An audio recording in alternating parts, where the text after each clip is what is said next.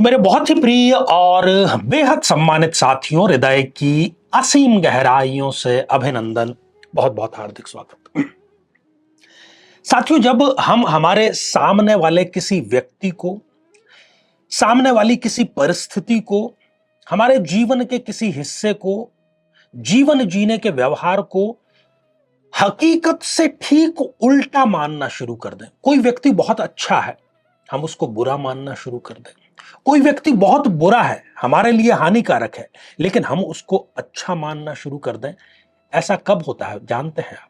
ऐसा तब होता है जब राहु आपकी मति भ्रमित कर देता है, आपको माया जाल में वो डाल देता है। जो जैसा है उसको वैसा नहीं समझ करके उसका ठीक उल्टा समझते हैं, और परिणाम क्या होता है? अपने स्वयं के विनाश की तैयारी करना। साथियों, जब भी जन्म पत्रिका में राहु देव पीड़ित अवस्था में है, जो कि ज्यादातर मामलों में ऐसे होते ही हैं, क्योंकि राहु कोई भौतिक पिंड नहीं है जैसे दूसरे ग्रह हैं, तो उनका अस्तित्व है। राहु को देखा नहीं जा सकता, भौतिक उसका अस्तित्व नहीं है, लेकिन वो छाया ग्रह मात्र है। और पौराणिक कथा उस पर अभी हम यहां पर विचार नहीं करेंगे कि किस प्रकार छल पूर्वक राहु ने अमृत पान किया और वो अमृत को प्राप्त हो गया। छाया ग्रह है। जब जब जीवन में आपदाएं आती है, आप मान लीजिए कि वो राहु की ही देन है। और आज का ये जो खास एपिसोड है, ये खास तौर पर उन लोगों के लिए है, उन जातकाओं के लिए है जिनको राहु की महादशा चल रही है, और वो सारे वो परिणाम भुगत रहे हैं जो कि राहु जनित होते हैं। क्रूर है, पाप ग्रह है। और रोगों की यदि बात करें तो मिर्गी नाम का जो रोग होता है वो भी राहु के प्रभाव से होता है। व्यक्ति एक के बाद में दूसरा, दूसरे के बाद में तीसरा, तीसरे के बाद में चौथा गलत निर्णय लेता ही चला जाता है। उसके पास साधन होते हैं, रिसोर्सेस होते हैं, सक्षम होता है वो, लेकिन हमेशा वो गलत निर्णय लेता है क्योंकि राहु ने उसकी बुद्धि को भ्रमित कर दिया। खुद अपने पैरों पर कुल्हाड़ी नहीं मारता, जहां पर कुल्हाड़ी रखी हुई है उसको प्रॉपर एंगल में रख करके फिर उस पे जाकर के वो पैर मारने का कार्य करता है। इतना दिमाग जो है राहु वो व्यक्ति का खराब कर देता है। अच्छा खासा किसी का बिजनेस, और हजारों उदाहरण मेरे करियर में मेरे सामने आए हैं। अच्छी खासी नौकरी चल रही है, अच्छा खासा बिजनेस चल रहा है, पता नहीं क्या फितूर उनको जचा कि वो जुए की तरफ आकर्षित हो गए, शेयर मार्केट की तरफ आकर्षित हो गए, ट्रेडिंग की तरफ आकर्षित हो गए, ऑप्शंस ट्रेडिंग जो होती है उसकी तरफ आकर्षित हो गए, और अपनी सेविंग का, अपनी बचत का बहुत बड़ा हिस्सा उन्होंने उसमें बर्बाद कर दिया। धोखे पर धोखा ये खाता रहता है, और इसका एक्सट्रीम यदि कहीं ना कहीं सप्तम भाव पर राहु का प्रभाव है तो ये वैधव्य योग भी देता है।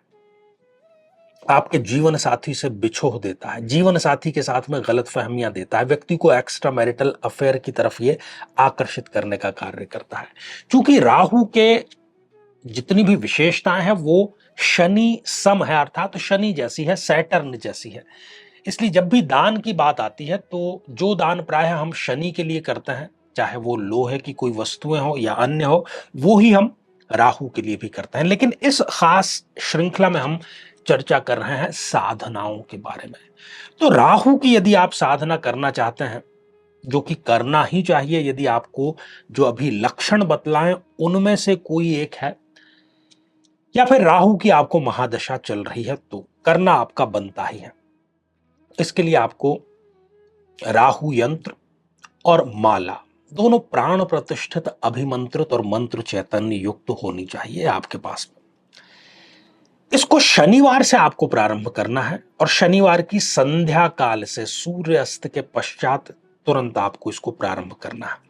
प्रारंभ करने से पहले आपको निकट के किसी भी पीपल के वृक्ष में जाकर के उसके समीप सरसों के तेल का एक दिया समर्पित करके आना है। करबद्ध प्रार्थना ये करनी है कि आज से मैं राहु की पीड़ा के लिए ये साधना प्रारंभ करने जा रहा हूं, जो कि आप संपन्न करें, आशीर्वाद इसका मुझे प्रदान करें। तो शनिवार से आप प्रारंभ करेंगे, और जो इसका मंत्र है, तांत्रोक्त बीज मंत्र, वो कुछ इस प्रकार है। ओम भ्राम भ्रीम भ्रोम सह राहवे नमः। शनिवार से आप प्रारंभ करेंगे और जितनी मालाएं अधिक हो सकती है रोज उतनी मालाएं आप करेंगे। कुल आपको इस बीज मंत्र के 18,000 जाप करना है। 18,000 अब इसमें ध्यान ये बात का रखना है आपको कि प्रारंभ तो आपने शनिवार से किया है, लेकिन जो अंतिम दिन है, जो पूर्णता का दिन है, जब जिस दिन आप 18,000वां जाप करेंगे, वो भी शनिवार ही होना चाहिए। शुरुआत और अंत, पूर्णता दोनों ही शनिवार को होनी चाहिए। साथियों, आप देखेंगे कि अद्भुत चमत्कार आपके जीवन में घटित होंगे। और वो किस प्रकार से होंगे कि राहु जो आपको कंट्रोल करने का प्रयास कर रहा है, आपको माया जनित भ्रम में आपको पैदा करने का कार्य कर रहा है, सब कुछ ठीक होते हुए भी जो सही डिसीजन नहीं लेता है, राहु व्यक्ति को रातों रात बर्बाद करता है। ज्यादा समय नहीं लगाता, वो तुरंत काम में बिलीव करता है।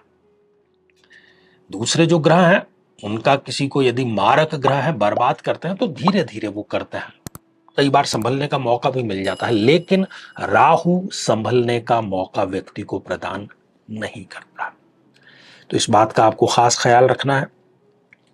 राहु का महाजाल और माया जाल दोनों आपको तोड़ना है, तो ये साधना आपको वो पथ, वो रास्ता प्रदान करती है। तो साथियों, आज के लिए केवल इतना ही, और इसी मंगल कामना के साथ में कि आप सभी स्वस्थ, समृद्ध और शांतिपूर्वक जीवन व्यतीत करें। नमस्कार। साथियों, कलयुग में जबकि सभी रिश्ते नाते स्वार्थ से संचालित हो रहे हैं, एक आम आदमी अच्छे और बुरे की पहचान कर नहीं पाता। किसी अपने की ही शक्ल में शत्रु हमारे साथ में बना रहता है और हमें अंदर ही अंदर खोखला करता चला जाता है। तंत्र के विभिन्न प्रयोगों जैसे कि मारण, उच्चाटन, विद्वेषण, स्तंभन, वशीकरण, इन सभी के माध्यम से वो हमारे शरीर और मन को बीमार और बहुत बीमार बना देता है। जिसके कि सामान्य लक्षण हम अपने घर में देखते हैं कि घर में कोई ना कोई सदैव बीमार बना रहता है। अच्छा खासा जो बिजनेस चल रहा था वो एकदम से रुक जाता है। घर में दरिद्रता, गृह कलेश, ये स्थायी रूप से प्रवेश कर जाते हैं। तो यदि आप या आपके परिवार का कोई सदस्य इन तंत्र प्रयोगों से पीड़ित है, तो इनके निवारण के लिए हम आगामी नवरात्र में, वो भी महाअष्टमी के दिन 11 अक्टूबर 2024 को तंत्र रक्षा के लिए महाअनुष्ठान श्री राम रक्षा स्तोत्र का पाठ कर रहे हैं, जो कि हमारे ही सानिध्य में होगा विद्वान कर्मकांडी पंडितों के माध्यम से। तो इसके निवारणार्थ और भविष्य में कभी इस प्रकार का प्रयोग आपके ऊपर ना हो पाए, रक्षा कवच भी आपको प्रदान किया जाएगा। साथियों, अधिक जानकारी के लिए और इसमें सम्मिलित होने के लिए आज ही संपर्क जरूर करें।